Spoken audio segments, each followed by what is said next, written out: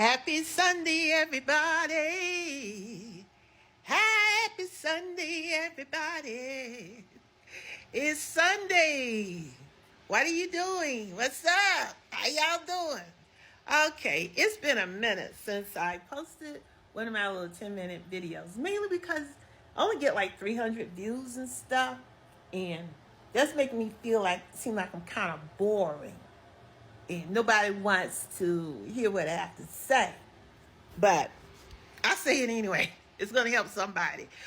Okay, first of all, there's no secret that I'm 65. I will be 65 in about 2 months. And you know what? I'm grateful. I am grateful. Everybody gets to be young. We're born young. Some of us live to be young. But everybody doesn't have a chance to be old. And what's more, be old and still look amazing. There's nothing wrong with being confident women. But there are a lot of things I did in my 30s I would not dare do in my 60s, okay? Now, years ago, I was out there. I had men left and right. I had men in my life that I had no business being with, I'm telling you. But I'm going to tell you about the time when I had a gay boyfriend. He was gay. I mean, he was out there. He dressed up and everything. And he walked into our church one night, and he had given himself to God. And I was it was a small church, right? And I think it was like 19 and 20 then. And of course, I look better then than I do now, thank God. I didn't know that I was the one being set up to be his girlfriend to make people believe that he was delivered from being a homosexual. I just went along with it. We had fun. We had a lot of great fun together. And he taught me how to dress. I'm just saying. Taught me how to buy good perfume and all of that stuff. Just stayed with me even today. And of course, we were active. I don't have to go into details and stuff. I'll put it this way. I was his first girlfriend. I was his very first girlfriend. In actuality, he was my first real boyfriend, because before they were just dudes, okay? And we got along great. We had a lot of fun. And I don't think the powers that be, the ones that kind of manipulated the situation so we could be together, I don't think they had a clue that this guy was going to actually fall in love with me. And he did. He did. He fell, and I fell for him. And I was in college and stuff, and we were talking about getting married and all of that. And that was all I could see at the time. I just couldn't see myself be with anybody else. He had the deepest voice. He was taller than me, dark skinned. He checked all the boxes. And we were going to leave Fayetteville and meet up in South Carolina at his aunt's house. And I think the powers that be got a hold of, and they thought we were going to go up there and fornicate or get married. But I think we were. Anyway, it didn't work out. Something strange started happening in our relationship. He started being pulled away, and the powers that be began to encourage him to see other women, date my friends. Can you believe that? Say, if you're going to take Janice out for dinner one night, take Diane out the next night.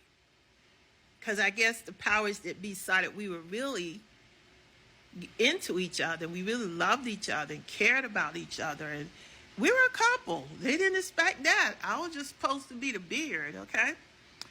But something strange started happening. And he started pulling away from me. And then we started sneaking to be together like married people. Like we weren't two single people in our early 20s who could go to a movie, go out to eat. We started spending. I was the treasurer of the choir.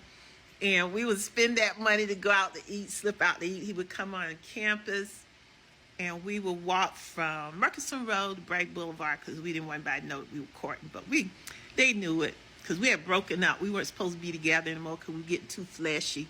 Yeah, according to the powers that be, we were just a little bit too flashy. And we would sneak to be around. One day we got in a fight because the powers that be tried to set him up with another girl. And I couldn't understand why all this was happening. And I was sitting out in the car after church, waiting on my ride. I was sitting in their car, my godparents, and ride home with my godfather. And I saw him talking to this other girl. And me and my silly self, I got out of that car. I walked in that church house where I watched them in. And we had it. We got into it. And the powers that be, he told us to go in his office. He was going to counsel us. We got in that office and started fighting like cats and dogs. Boy, I went in on him. Let me tell you, I went in. He hit me, and that was all she wrote.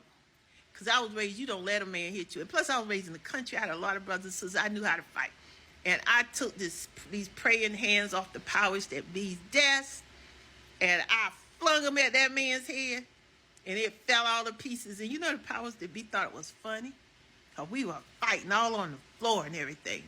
And I didn't know at that time that they were lovers. They were going together.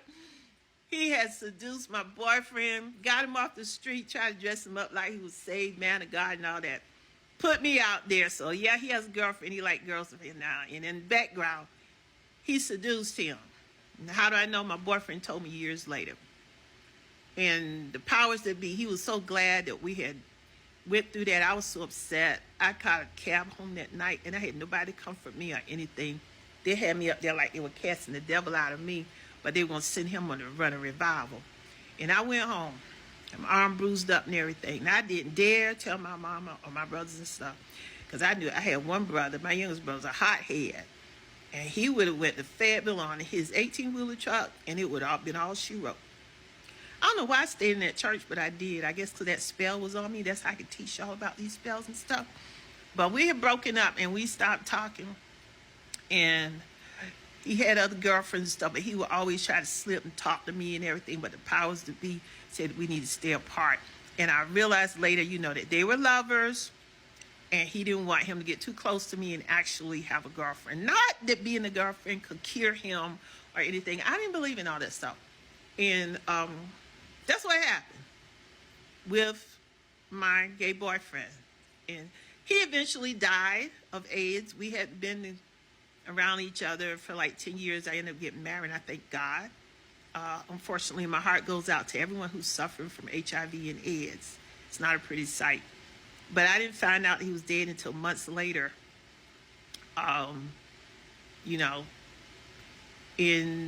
that's what happened to him. He died in the emergency room. And nobody knew it for days. His friends went looking for him, and he was propped up there in the morgue. And they had to identify him.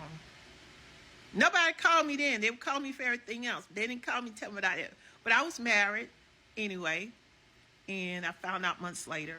That's how he met his demise. I said, if the powers that be would have left that man alone, he probably would have straightened his life out, because he was a preacher. He could straighten out, walked with God, and did a great work for God, because he had a very good heart. But that's what happened. And I had thought about him for years, but not in a romantic way, because I was married and the feelings I had for him had left. But I can tell you some things that went on in the church world that you wouldn't believe. But then again, you should believe it, because I lived through it. And that's why you see me here on Sunday mornings teaching you the truth, to look to God and not to man.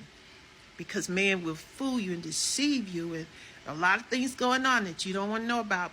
But look to God, people. Don't trust in anybody else but God, and stop giving these fools all your hard-earned money, and your lights getting ready to be turned out, and your family don't have enough to survive on, because you're taking all your money and giving it to these powers that be.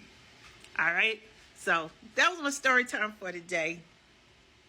And I hope you learned something from it.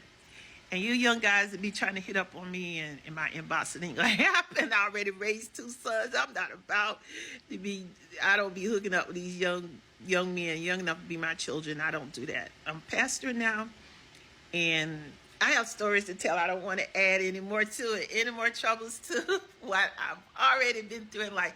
But I love you guys. TikTok, Facebook, wherever you are, I love you, and I pray that you would just be blessed and make some wise decisions, okay? Love